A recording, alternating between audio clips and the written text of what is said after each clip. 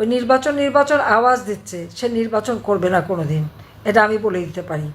এ পর্যন্ত যে কথা তাকে নিয়ে বলছি সবই সত্য, কারণ আমি তো সবথেকে বেশি তাকে সুযোগ দিয়েছিলাম। কাজে এখনও নির্বাচনে এখন ওই যুদ্ধ খেলা দেখিয়ে বলবে যে হ্যাঁ এরকম অবস্থা, কি করে নির্বাচন করব, পরিবেশ নাই। এখন যখন বলছে না মানুষ তো আমাকে চায়, কোন মানুষ চায় তাকে?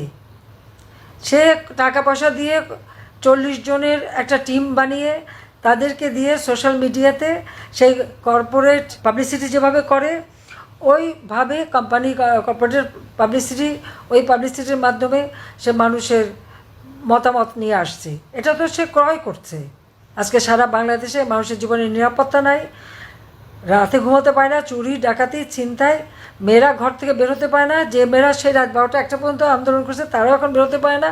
তাদের স্বাধীনতা কোথায় গেল তারা ভেবে দেখুক। ছাত্ররা যারা আন্দোলন করেছে তারা এখন ভেবে দেখুক এখন তারা কেমন আছে। আর আওয়ামী লীগের আমলে, আমার আমলে আমাকে তো স্বৈরাচার, আমাকে খুনি, অনেক কিছুই বলা হচ্ছে, গণহত্যাকারী। তো হত্যা করলো কে? আমি তো জুডিশিয়াল এনকোয়ারি কমিটি করে দিয়েছিলাম, কেন সেই এনকোয়ারি কমিটিতে কাজ করতে দেওয়া হয় নাই সেটা আমার প্রশ্ন। প্রত্যেকটা লাশ তুলে যদি ফরেন্সিক করা হবে তাহলে আসল কথা বেরিয়ে যাবে। এবং যারা ইনজিওর্ড তাদের শরীরে যে বুলেট বেরিয়েছে এই বুলেট কে আনলো সেই তদন্ত বের করা হোক। এই সমস্ত অবৈধ অস্ত্র এবং থানা পুড়িয়ে দিয়ে যত অবৈধ অস্ত্র সেই অস্ত্রগুলো উদ্ধার করা হোক, অনেক রহস্য বের হয়ে যাবে। কাজে শ্রমিকের অর্থ আত্মসাৎকারী সে ক্ষমতায় বসে এখন ওই ক্ষমতার চেয়ারে গুলুর সাথে আটকে গেছে, এখন আর নড়তে চায় না, আর কিছুতেই যাবে না, আর সে যাবেও না, ইলেকশনও দেবে না। যে যত আশা করুক, যে যত করুক, ইলেকশন কথা বলে মানে ছেলে বুলানো ললিপপ দেবে, কিন্তু ইলেকশন সে দেবে না, এটা আমি একেবারে নির্বিঘ্ন বলে দিতে পারি। কিন্তু আজকে এই যে যুদ্ধ খেলা বা মানবিক করিডোর দরকারটা কি? মিয়ানমারে তো অনেক জায়গা আছে, ওখানে মিয়ানমারের বেঙ্গলে তাদের পোর্ট আছে, ওখানে অনেক জায়গা আছে যেখান থেকে যে কোনো সাহায্য সহযোগিতা তারা পাঠাতে পারে। তা বাংলাদেশকে কেন ব্যবহার করতে হবে? বাংলাদেশের ব্যবহার করা মানে বাংলাদেশটাকে একটা মহা বিপদে ফেলে দেওয়া। তার বাংলাদেশের নিরাপত্তা, অর্থনীতি, সামাজিক নিরাপত্তা সব কিছু ব্যাহত হবে, স্বাধীনতা সার্বভৌমত্ব ব্যাহত হবে। আওয়ামী লীগ যতদিন ক্ষমতায় ছিল এই কক্সবাজার, সেই লাখাংছড়ি থেকে সমস্ত এলাকার সেই বর্ডারগুলি সিল করা ছিল। আজকে বলছে বর্ডারের নিয়ন্ত্রণ হারিয়েছে। কেন নিয়ন্ত্রণ হারালো? রাষ্ট্র চালাতে আসছে কেন? চালাতে পারে না, চালাতে আসছে। নিজের দেশকে এভাবে সন্ত্রাসের দিকে ঠেলে দিচ্ছে। কই আমরা থাকতে তো সেখানে তো আরাকান আর্মি ছিল, কিন্তু বর্ডারে তো আমাদের পুরো নিয়ন্ত্রণে ছিল। কিন্তু কয় মাসের মধ্যেই অর্থনীতিভাবে ধ্বংস, আর দেশের এখন স্বাধীনতা সার্বভৌমত্ব ধ্বংস করার জন্য সে চেষ্টা। তার অসুবিধা কী? তার তো মেলা টাকা বিদেশে রাখা আছে, এক সময় ফুরুত করে চলে যাবে আর দেশের মানুষ তাদের বিপদে ফেলে যাবে। কাজেই শ্রমিকের অর্থ আত্মসাৎকারী, শ্রমিক আদালতে সাজাপ্রাপ্ত ইউনূসের, তার আর রাষ্ট্র পরিচালনা করার কোনো অধিকার নেই। সে অবৈধভাবে ক্ষমতা দখল করেছে, অসাংবিধানিকভাবে দখল করেছে।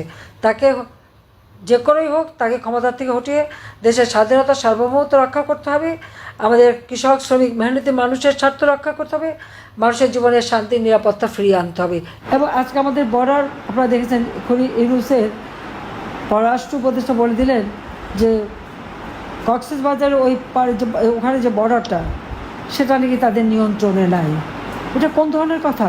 2024-এর 5ই আগস্ট পর্যন্ত আমি যতদিন ক্ষমতায় ছিলাম ততদিন তো ওই বর্ডার আমার বাংলাদেশের নিয়ন্ত্রণে ছিল, সম্পূর্ণ নিয়ন্ত্রণে ছিল। আজকে কেন নিয়ন্ত্রণে নাই সেই জবাব ইউনূসের কাছে চাইতে হবে। আজকে সে যে পদক্ষেপ নিচ্ছে, যা করছে ওখানে, তার ফলে কী হবে? ঘোষণা দিয়েছে কোথায় ভারত আর পাকিস্তানের গোলমাল, কাশ্মীরে একটা জঙ্গি কাজ হলো, তার প্রতিবাদ না করে সেটা নিয়ে নানা ধরনের কথা বলা। এ তো আপনারা দেখেন বাংলাদেশের উপরে কিন্তু এই সন্ত্রাস এবং জঙ্গিবাদের একটা দুর্নাম চলে আসে। তারা বাংলাদেশটাকে একটা জঙ্গির দেশ হিসেবেই কিন্তু এই ইউনূস গংরা তৈরি করেছে। সেখানে কি হবে সেই জন্য ইউনূস সাহেব বলে দিলেন কি যে আমাদের যুদ্ধের প্রস্তুতি নিতে হবে। কার সাথে যুদ্ধ করবে, কোথায় যুদ্ধ করবে, কেন আমাদের এই যুদ্ধের প্রস্তুতি নিতে হবে, আমার প্রশ্ন সেখানে। এবং সেই প্রস্তুতি কার বিরুদ্ধে? আমরা তো যুদ্ধ চাই না, আমরা তো শান্তি চাই, সকলের সাথে বন্ধুত্ব, কারোর সাথে বৈরিতা নয়। আজকে যদি এই যুদ্ধের তার আয়োজন করতে হয় আর সেই যুদ্ধের প্রস্তুতি নিতে হয়, তার কি দাঁড়াবে? কারোর সাথে যদি সংঘাত বাঁধানো হয়, তাহলে বাংলাদেশের অর্থনীতি ইতিমধ্যেই ইউনূসের বদৌলতে 6 মাসের মধ্যে অর্থনীতি ধ্বংসপ্রাপ্ত। আমাদের দারিদ্র্যের হার বেড়ে গেছে, অতি দারিদ্র্যের হার বেড়ে গেছে, মাথাপিছু আয় কমে গেছে, উৎপাদন কমে গেছে। আজকে হাহাকার সারা বাংলাদেশে। কই আওয়ামী লীগ সরকারে থাকতে তো সেটা হয়নি। আজকে কথায় কথায় লাশ পড়ে, এমনকি আমার ওলামা মাসাকরাও তাদের হাত থেকে রেহাই পায় না, মাদ্রাসা শিক্ষক রেহাই পায় না, ছাত্ররা রেহাই পায় না। আর আওয়ামী লীগের নেতা কর্মী তো তাদের কাছে কিছুই না, মেরেই নাকি সব শেষ করে দেবে। একটার পর একটা হত্যাকাণ্ড ঘটাচ্ছে, আর আওয়ামী লীগের সকল নেতাকর্মী মামলা এবং আমাদের হাজার হাজার নেতাকর্মীকে জেলে রেখে দিচ্ছে। একেবারে প্রতিটি উপজেলা জেলখানা ভরে গেছে আওয়ামী লীগের নেতাকর্মী দিয়ে। কেন? আওয়ামী লীগ কী অপরাধটা করেছে? আজকে স্বৈরাচার কে? সাংবাদিকরা কথা বলতে পারে, তাদের বিরুদ্ধে মিথ্যা মামলা, একটা ডিটেনশন কার্ড কেড়ে নেওয়া হয়েছে।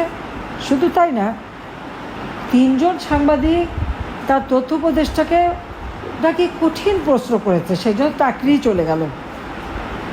এতটুকু সমালোচনা বা একটা তথ্য দিতে পারবে না। প্রতিদিন নারী ধর্ষণ, শিশু ধর্ষণ, খুন, হত্যা, ডাকাতি, চুরি, মানুষের জীবনের কোনো নিরাপত্তা নেই, কোনো কিছু। এই সংবাদ কোথাও দেওয়া যাবে না। আজকে বাংলাদেশকে নিয়ে এই খেলা খেলে যাচ্ছে এই খুনি জঙ্গি ইউনূস এবং তার উপদেষ্টা এবং তার ওই সমন্বয়কারীরা। কাজে তাদের রাষ্ট্র পরিচালনার কোনো অধিকার নাই, কারণ তারা অবৈধভাবে ক্ষমতা দখলকারী। অবৈধভাবে শুধু ক্ষমতাই দখল করেনি, আজকে অর্থ সম্পদ ব্যাপকভাবে পাচার করে যাচ্ছে। আর ইউনূস তো ক্ষমতা আসার সাথে সাথে আগে ব্যবসাগুলি হাতিয়ে নিল, ম্যান পাওয়ারের ব্যবসা, তারপর যে ডিজিটাল ওয়ালেট মানে বিকাশ, নগদের মতো টাকা সাপ্লাইয়ের ব্যবসা, ইউনিভার্সিটি করবে, আরও হাসপাতাল কী কী করবে বলে সমানে তার এই অপকর্ম। এবং ট্যাক্স সমানে ট্যাক্স ফাঁকি দিচ্ছে। আর ট্যাক্স ফাঁকি করলে আজকে কী হচ্ছে? বাংলাদেশ ট্যাক্স আহরণ করতে পারছে না। কী করে পারবে? যে ক্ষমতা দখল করছে, সরকার প্রধান হিসেবে নিজেকে পরিচয় দেয়, সেই যখন ট্যাক্স দেয় না, ট্যাক্স ফাঁকি দেয়, তাহলে তো আর সাধারণ মানুষকেও ট্যাক্স দেবে। কাজে এর হাত থেকে রক্ষা করার জন্য দেশকে রক্ষা করতে হবে, দেশের মানুষকে বাঁচাতে হবে, মানুষের জীবনের শান্তি নিরাপত্তা নিশ্চিত করতে হবে। মানুষের ভিতরে যে আস্থা বিশ্বাস ছিল এবং আমাদের তরুণ সমাজ, যাদেরকে আমরা প্রযুক্তি প্রশিক্ষণ দিয়ে একটা উন্নত সমাজে বাংলাদেশ গড়ার জন্য প্রস্তুত করছিলাম, লেখা পড়া সব ব্যবস্থা আমরা করে দিয়েছিলাম। আজকে লক্ষ লক্ষ ছেলে মেয়ে পরীক্ষা দিতে পারেনি এসএসসি, আজকে তারা পড়াশোনা করার সুযোগ পাচ্ছে না। কাজে এই অবস্থা থেকে বাংলাদেশের মানুষকে বাঁচানোর জন্য যেখানে যে যেভাবে আছে, কোনো নির্দেশ লাগবে। আজকের এই কথাই আমার নির্দেশ, যে যার যেখানে যেভাবে পারবে এই সরকারের পতনের জন্য এবং এই সরকারকে হটিয়ে বাংলাদেশের মানুষের জীবনে শান্তি নিরাপত্তা ফিরিয়ে আনার জন্য সরকারকে কাজ করতে হবে। কারণ এদেরকে ছাড় দেওয়া যাবে না। আজকে আমার আওয়ামী লীগের নেতা কর্মীদের গায়ে যারা হাত দিয়েছে তাদের ছাড় দেওয়া যাবে না। ছেলেকে পাবে না, মাকে মারবে, হত্যা করবে, বাবাকে লাঞ্ছিত করবে, ভাইকে করবে, ঘর পুড়িয়ে দেবে, লুটপাট করবে। এই লুটপাট করে কারা কোথাও কোন সম্পদ নিয়েছে সব খুঁজে বের করতে হবে। এই জন্য প্রত্যেকটা এলাকায় যারা সংযুক্ত আছে আমি তাদেরকে বলবো, এবং আপনারা সবাইকে আমার এই বার্তাটা পৌঁছাবেন, কোন কোন এলাকায় কারা কারা আমাদের আওয়ামী লীগের নেতাকর্মী বা আমাদের মুক্তিযোদ্ধাদের সম্পদ ধ্বংস করেছে, আগুন দিয়েছে, লুট করেছে, কোন কোন প্রতিষ্ঠান ধ্বংস করেছে, সমস্ত কিছু ডকুমেন্ট তৈরি করেন এবং আন্তর্জাতিকভাবে এটা প্রচার করতে হবে এবং সাধারণ মানুষের কাছে কথাটা পৌঁছাতে হবে। আমরা খালি মানে গ্রুপ করে কথা বললে হবে না, মানুষের কাছে কথাগুলি পৌঁছাতে হবে যে কীভাবে এই খুনি এবং জঙ্গি ইউনূস ক্ষমতা দখল করার পর এদেশের মানুষের উপর অত্যাচার নির্যাতন চালিয়ে যাচ্ছে, সম্পদ লুটপাট করে যাচ্ছে, বিদেশে টাকা পাচার করছে। আজকে তার সমন্বয়করা তো রাতারাতি আঙুল ফুলে কলা গাছ, উপদেষ্টারাও প্রচুর পয়সা বাড়াচ্ছে। কাজে জনগণের সম্পদ কেড়ে নিয়ে তাদের নিজের ফুলে ফেঁপে উঠেছে। মাত্র 8 মাসের মধ্যেই তারা যা বানিয়েছে, আমাদের মধ্যে দুনিয়া দুর্নীতির মামলা দেয়, কিন্তু তাদের দুর্নীতিটা কি চোখে পড়ে না? মানুষের চোখে পড়ে। সেই জন্য আমি বলবো যে সবাইকে এক হয়ে কাজ করতে হবে এবং আপনারা যখন বসবেন কার এলাকায় কী কী ক্ষতি হয়েছে সেই কথাগুলি আলোচনা করতে হবে, সে আলোচনা করে সেগুলি রেকর্ড করে সেটি প্রচার করতে হবে। কাজে এটি আমার নির্দেশ যে এখন আর সময় নাই, আমাদের দেশের স্বাধীনতা সার্বভৌমত্ব রক্ষা করতে হবে, দেশের মানুষের শান্তি নিরাপত্তা নিশ্চিত করতে হবে, দেশের অর্থনৈতিক উন্নতি সমৃদ্ধির পথে বাংলাদেশকে এগিয়ে নিয়ে যেতে হবে। তার জন্য এই জঙ্গি ইউনূসকে হটিয়ে আমাদের গণতান্ত্রিক ধারা অব্যাহত রেখে বাংলাদেশকে এগিয়ে নিয়ে যেতে হবে। সবাইকে ধন্যবাদ। জয় বাংলা, জয় বঙ্গবন্ধু, বাংলাদেশ, জয় যুবক, খোদা হাফেজ।